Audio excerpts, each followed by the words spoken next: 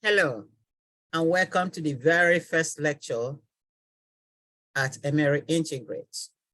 Permit me to share my slides.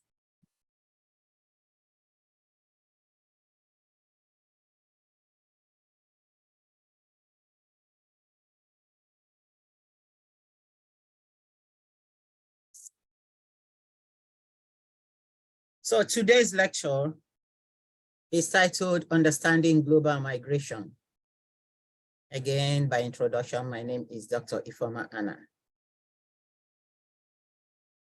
Migration is movement from one part of the globe to another part of the globe, from one country to another country. And it could even be within the state. You want to move from the northern part of the country to the southern part, or from east to the west. But there are various reasons why people want to migrate.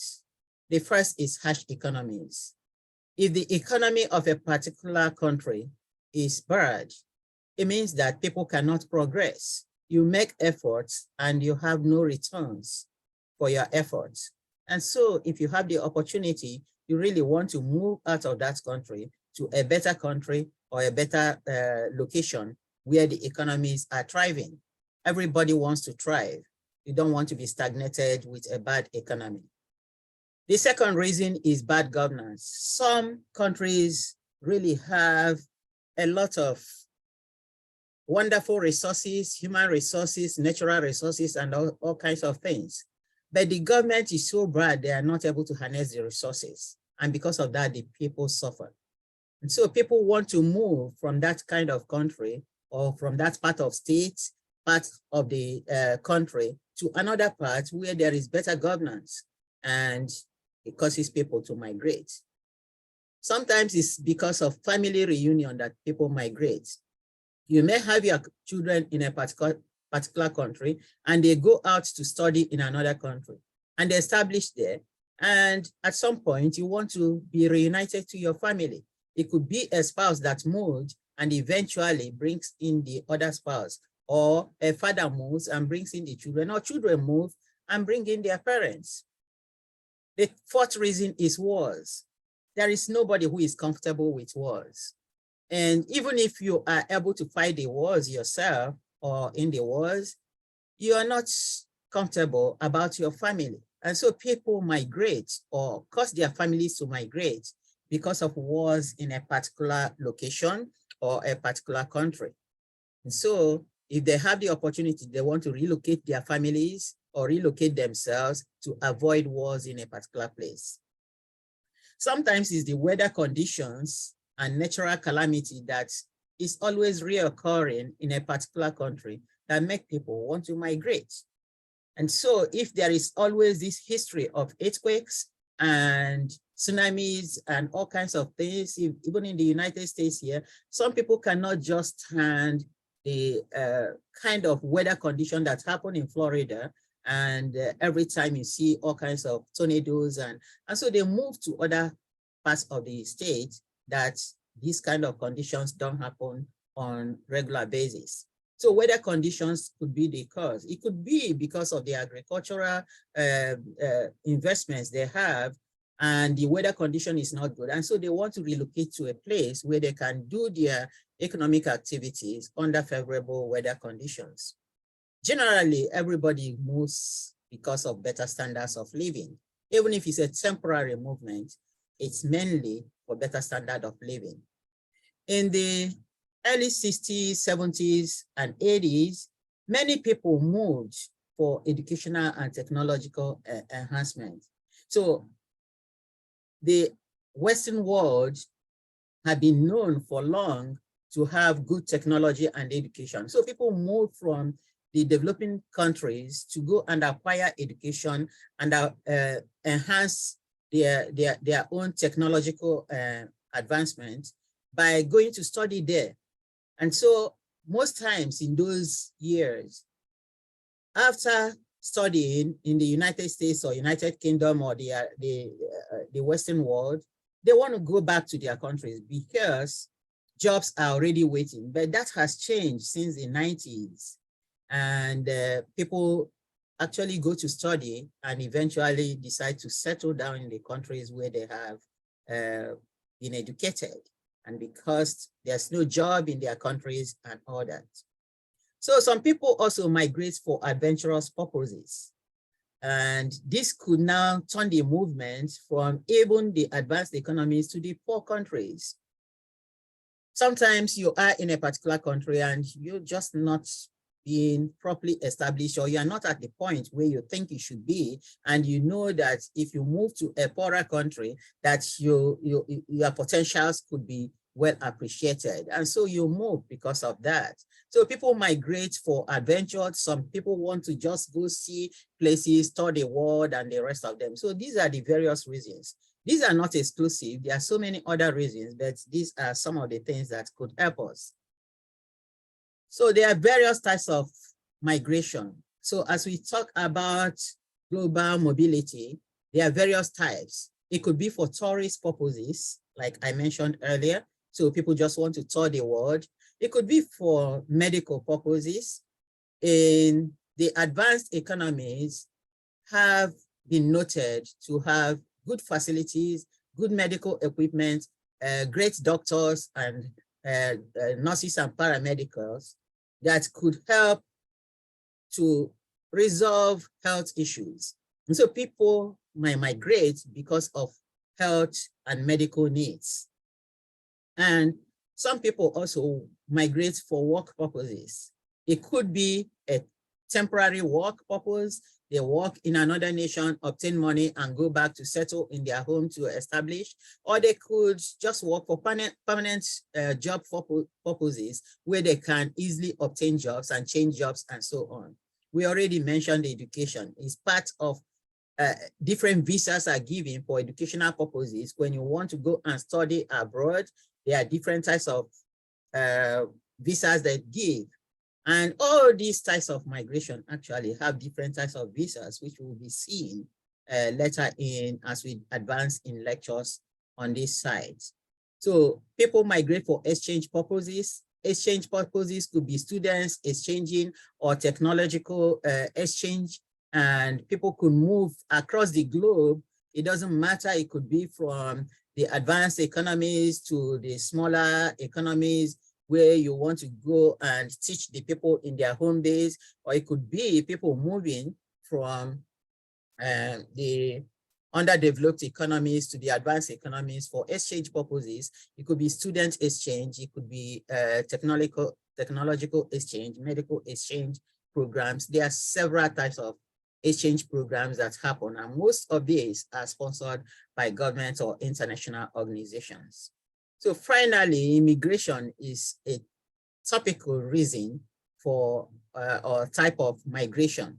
And we're going to be having quite a series of lectures on immigration. So for now, just know that immigration is one of the types of migration that happen across the globe. So here I want to bring out global migration statistics. And in this place, we see that from 1995 to 2019, a space of 24 years, that migration has grown, international migration has grown from 174 million people to 272. As a matter of fact, in 2020, this has gone up to 281, as we see later.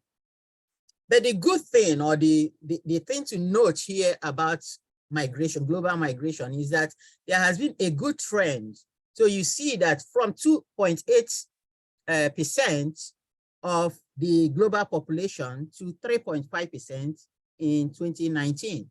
So there has been a good trend. It's not growing so widely or growing in just those vagaries that make it unsteady. So it has been a steady growth from 2.8 to 3.5, which means that the global movement had been kind of steady, but growing very little.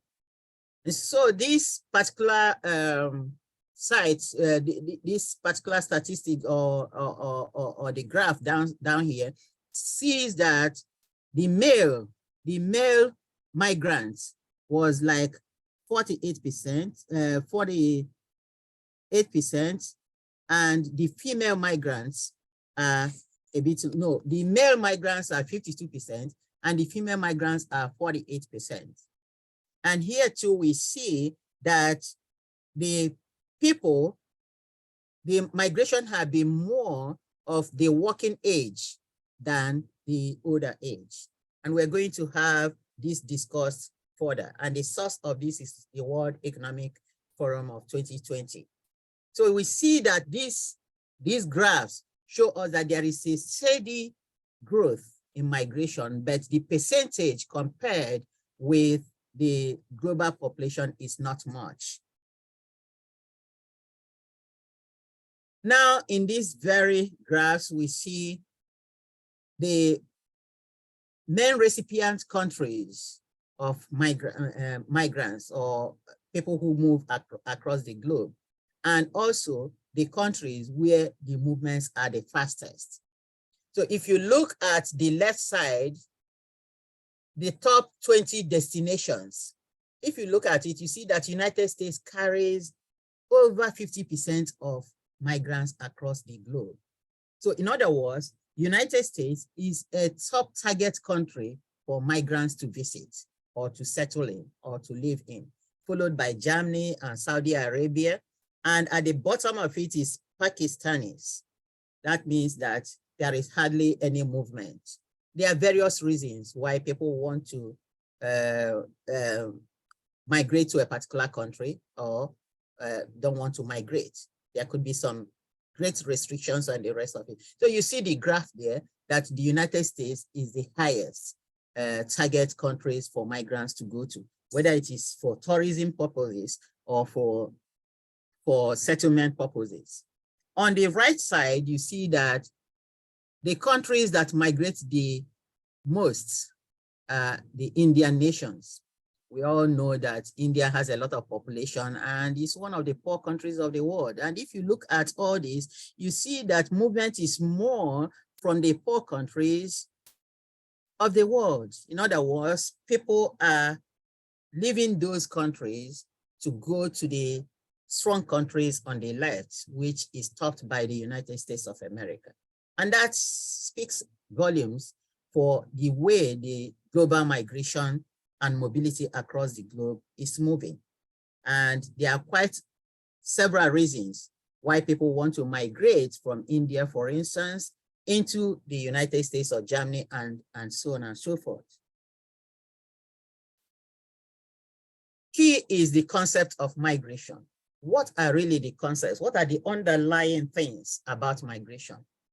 When we talk about migration or think migration, what are the concepts we are trying to study? First, we want to study the migration flows. How do they flow? From where do they flow to? And where do they flow to? So we saw in the last slide that the flow is more to the United States of America and Germany and Saudi Arabia. You look at the top 10 countries where people are flowing to. And then where are they flowing from? What are the implications for these migration flows? Are the things that one wants to consider in the concept of migration.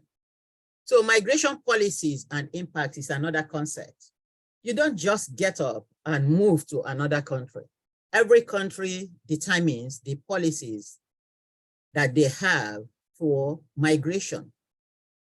So countries specify their migration policies, especially the receiving countries. Yes, even the giving countries also have policies on migration. And what are the impacts, both on the government, the established citizens, the migrants themselves, and the giving country of these policies, the migration policies. So every country has its own policies for migration. So the third concept is migrants integration and migrants welfare, managing the migrants.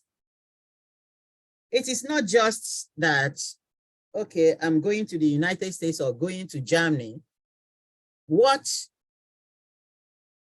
are the issues facing me as somebody who is migrating, whether it's on temporary basis or on permanent basis? There are integration programs for those who are migrating on permanent basis, and we are going to have them in the series of lectures on immigration. But even when you are coming as a visitor to the country, the receiving nation have responsibilities to ensure that migrants are properly managed. Because if you don't manage immigrants or migrants properly, then you could even begin to instigate wars and face-offs between countries. If, for instance, the United States citizen goes to Germany, they expect that their citizens in Germany are well protected. And so it is the onus on the German government to ensure that migrants from United States of America are properly taken care of. Because if they are maltreated and harmed, it could bring issues. And so every country have that onus on them to ensure that their citizens, wherever they go around the world, are protected. And the receiving countries also have that onus on them to ensure that those who have come into their country are properly taken care of. The other concept is the purpose of migration, and we are going to see it on another slide. Migrants' health is very important as you move. Some people go with their health insurance that is international, and if they don't have, a migrant is sick or falling sick, there are several facilities in receiving countries to take care of the health of those. And these are part of the human rights proposals and policies with the United Nations and other international organizations that take care of people. Human rights is very important. And so wherever you are across the world, that you have a right to good health, you have a right to be taken care of. And then finally, on the concept of migration is migration irregularities. People travel across the globe with their travel documents, visas or whatever it is. Different types of documents can permit you to travel from one country to another.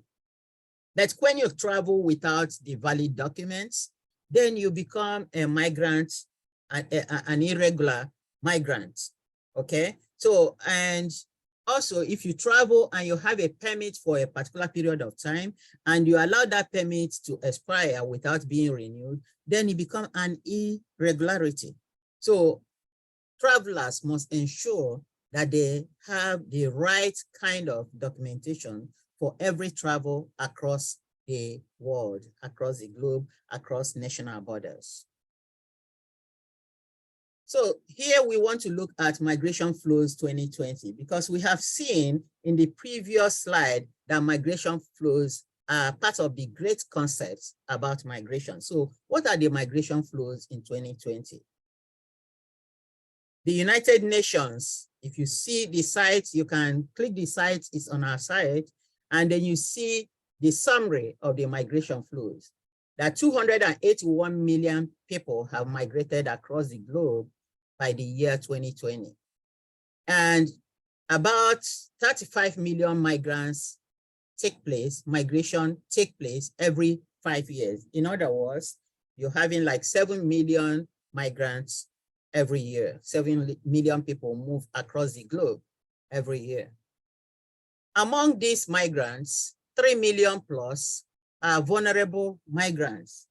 These are people who are forced to leave their places, people who are uncomfortable and maltreated in the countries that they go to, people who are vulnerable like children, and the United States, for instance, there's something like DACA that takes care of children who are minors that's coming to the United States of America.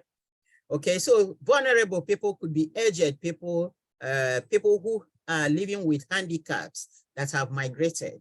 So About 3 million of them happen around the globe. The question is, how are they cared for by the countries they have migrated to? 33% of migrants are doctors. And this has been enhanced even during this COVID-19 era, because the issue of COVID-19 has heightened the health complications and the health issues around the globe. So you see that it's a high percentage that of these 281 million migrants across the globe, 33% are doctors and maybe paramedics and nurses and medical personnel. So it's a huge number. Therefore, medical people are highly in demand across the world. Hence, this has implication for you as a migrant and or somebody who wants to migrate. Where really, when I'm seeking for a job, for instance, should I be focusing? What should be the driver for my career if I want to have international mobility? So among the 281 people, 169 million immigrants are workers. In other words, migration is more than 50% are within the working age of 25 and 60 years of age. 82.4 million people were forcibly, either by war or by natural disasters, by refugeeism, or any other calamity, bad governance, you're forced, you become refugees, and wars and natural calamity have forced you to migrate to another country. You see a lot of movements from the Mexican country and the coming into the United States. There's always in the news all kinds of stories about people who migrate and cross borders, even at very risky situations. It's because they are forced to leave their own countries. So immigrants, and we're going to talk more about that when we come to immigration, contribute about $6.7 trillion to global economy. So if you search and see what the global economy was in 2020, then you know the percentage of it are contributed by migrants and immigrants. And it's a quite good number that this amount of money is what the migrants and immigrants have contributed to the global economy. So children constitute about 12% of migrants. Of the 281 migrants in 2020, children are about 12%. It's a huge number, a huge statistics. And so children are also part of the vulnerable people. Women migrants was about 135 million according to these UN statistics, and environmentally displaced immigrants is 30.7 million. The environment they were in was no longer conducive, and they have to migrate. Remember that the Afghanistans, because of something happened a few months back, and a lot of them had to be airlifted by the United States of America into the United States, So the environment was no longer conducive for those people that were airlifted to continue living in Afghan. And so because they stayed there, they faced death. Very importantly, that immigrants are good and veritable sources of economic development in the countries they left behind. So they don't just leave their countries and feel, okay, we have arrived in another place, we don't have anything to do. The statistics of 2020 shows that immigrants' home remittances was about 540 billion. And I think this will be the official source, because there are a lot of funds that move across that are not recorded. So immigrants do not just leave their countries, they also contribute to the economic development of the countries they leave behind. And that means that the countries that immigrants have left or migrants have left should be conscious of the welfare of these people that have left, because they are part of the development of that country they left behind. What then are the critical reasons for increased migration across the globe? Migration is not taking any deep trend. It's taking a high trend, even though at slower rates to the world population. But why are they increasing? The first is national inequality. For as long as the inequality across the nations continue, then migration cannot stop, because people will keep moving from the countries of lower economy to countries of higher economy to obtain better standard of living. The second thing is domination, power drive. The United States is not about to give powers to other countries of the world and say, okay, I want to take the second position. This is why there is so much issues between the United States, Russia, and China, because these are world powers and they are fighting to take the first position. So there is no country that would want the other country to come and be higher than them. So there is power domination. People want to dominate other parts of the world. And because of that, there is brain drain, there is technological transfer, there is all kinds of things, you know, that nations do to make themselves very critically relevant to the other nations. Why do you think that the United States is fostering and helping Ukraine even in this war against Russia? So it's all part of the power domination. And because of that, there's brain drain and resources drain and all kinds of drain. People, the countries that are stronger continue to drain the economies that are weaker. But I think what is happening now, even when you look at the continued dominance by the former colonial masters, that, for instance, the United Kingdom was the colonial master for many countries in Africa. France was colonial master to many countries in Africa.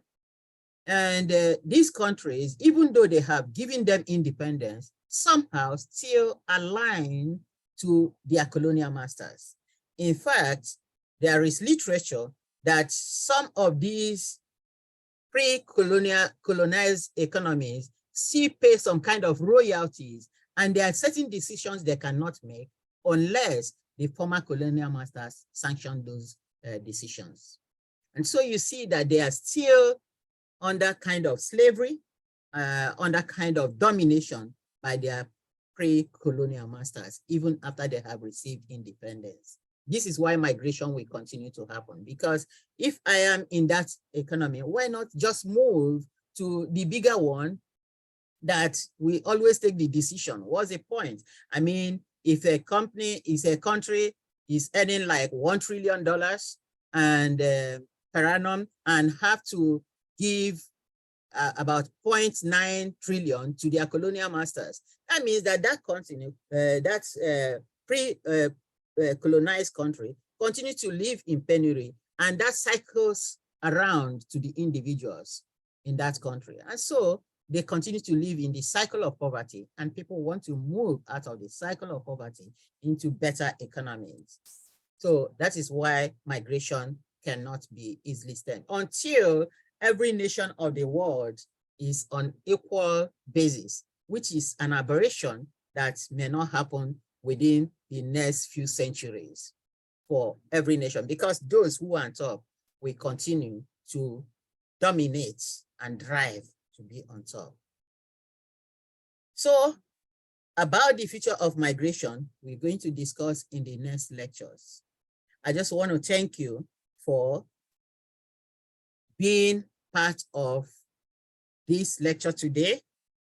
It is a pleasant thing to have you here today, and I hope that you have learned one thing or the other, because we are taking off on this footing And there are so many things and several things. I encourage you to ask questions and send in your questions through the email to our website, and we will receive them and give you answers either directly or on the website. Your questions will also enable us to continue developing the frequently asked questions and answers. And I want to thank you for being part of this first lecture, the inaugural lecture on EmeryIntegrate. Thank you and see you again soon. Bye for now.